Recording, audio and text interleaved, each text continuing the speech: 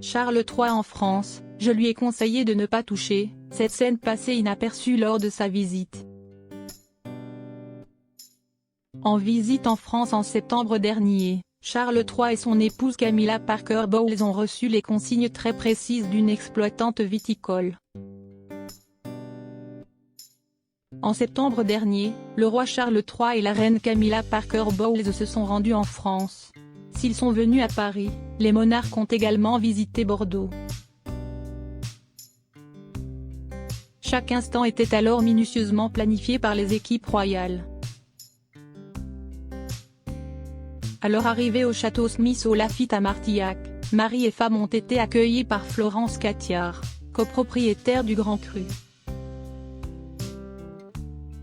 Pour à Sud-Ouest, cette dernière a alors raconté une anecdote assez cocasse sur la visite du roi d'Angleterre.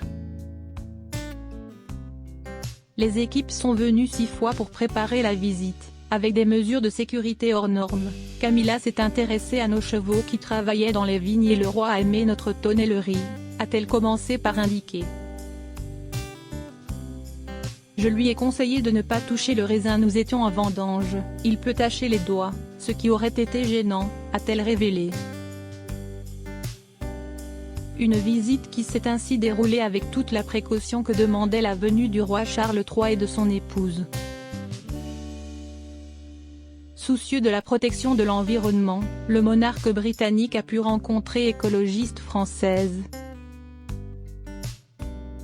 Comme le maire Pierre Urmic qui avait estimé déjà formidable de pouvoir échanger avec un chef d'État des enjeux climatiques et lui y montrer comment la ville a bifurqué depuis 3 ans en matière écologique, sachant tout l'intérêt qu'il porte aux problématiques environnementales. Une visite sous haute tension.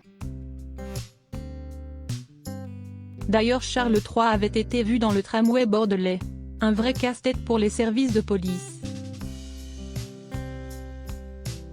La police pourra procéder à des contrôles de piétons et de véhicules.